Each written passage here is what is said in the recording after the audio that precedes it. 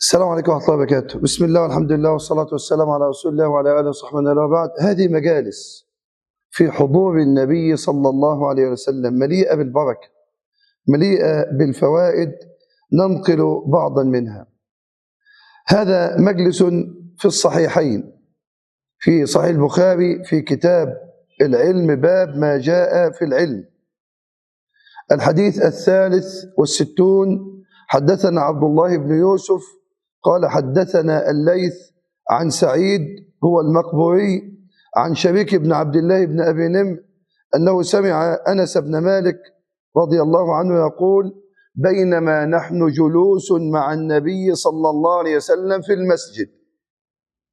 حول هذه الكلمة تأتي هذه الحلقات، مجلس يحضره النبي صلى الله عليه وسلم وحوله جمع من الصحابة. دخل رجل على جمل فأناخه في المسجد ثم عقله، ثم قال لهم: أيكم محمد؟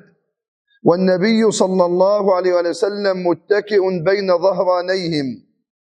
فقلنا: هذا الرجل الأبيض المتكئ.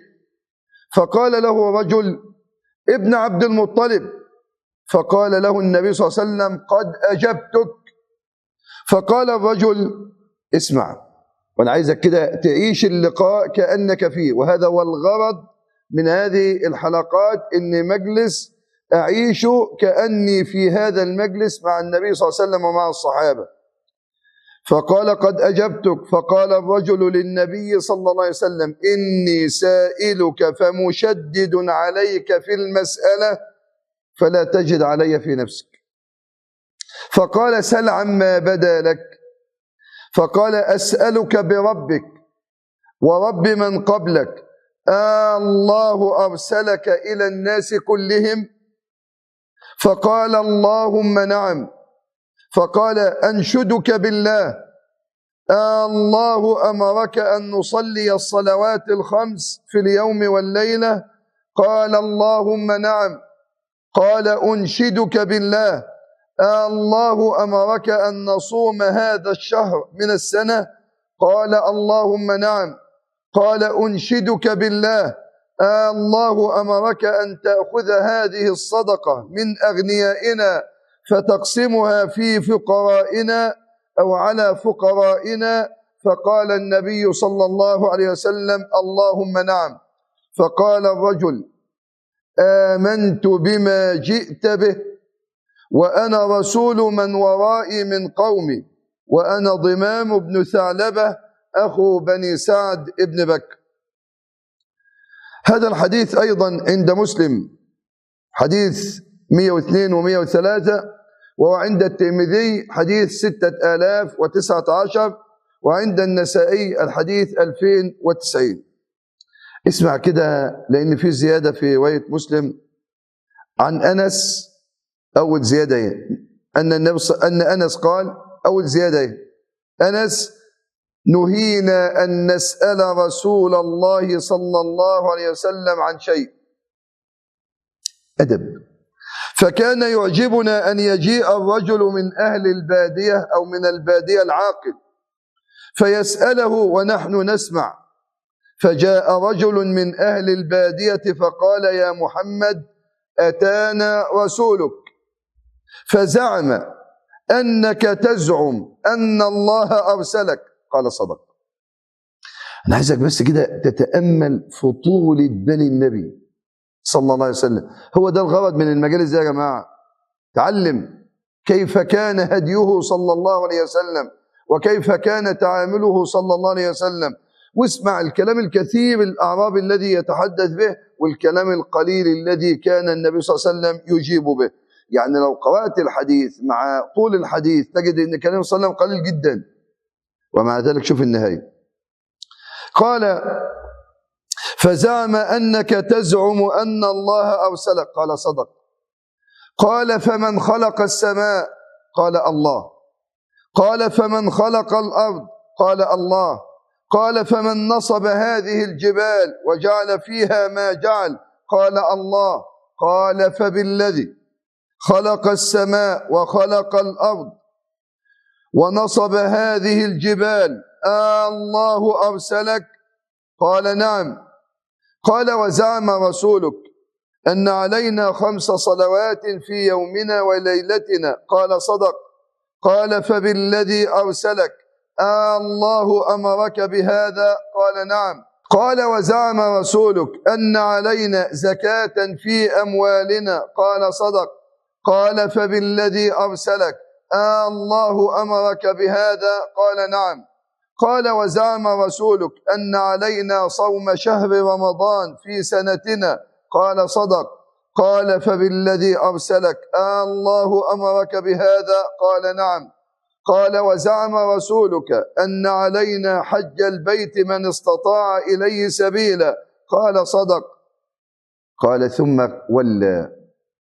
ثم ولى وقال والذي بعثك بالحق لا أزيد عليهن ولا أنتقص منهن. فقال النبي صلى الله عليه وسلم لئن صدق ليدخلن الجنة، لئن صدق ليدخلن الجنة. أنا حقيقة أحبتي بحب وأنا بتكلم بالحديث إن أنا أذكر السند اللي هي سلسلة الرجال اللي احنا بدأنا بها في البخاري وفي مسلم، لكن حقيقة حديث اليوم عن سيد الرجال يصعب ان احنا نحط معاه اي شخصية اخرى صلى الله عليه وسلم. فاعتذر منكم، اغير عادتي، اغير طبيعتي اكبارا للنبي صلى الله عليه وسلم، اعظاما له صلى الله عليه وسلم، اجلالا له صلى الله عليه وسلم. اما عن الحديث وامر عليه في عدة لقاءات بحيث ان انا لا اطيل عليكم، كما ترى ان الحديث طويل وانا لا اريد ان اهضمه حقه، نريد ان نعطيه بعض الاشارات. اول حاجة قول انس استوقفتني جدا والله، نهينا ان نسأل رسول الله. في رواية كما في القرآن لا تسألوا عن أشياء تبدى لكم تسؤكم. أدب، حتى السؤال مش مسموح لك. فكان بيعجبهم ان الراجل يأتي من البادية، يعني قليل النظام قليل الترتيب ملوش قوي يعني كده، ودي عادة الأعراب سكان البوادي والقفار، حياة جافة، حياة ما فيش فيها اتيكيت، حياة ما فيش فيها يعني مزيد من الآداب وكذا.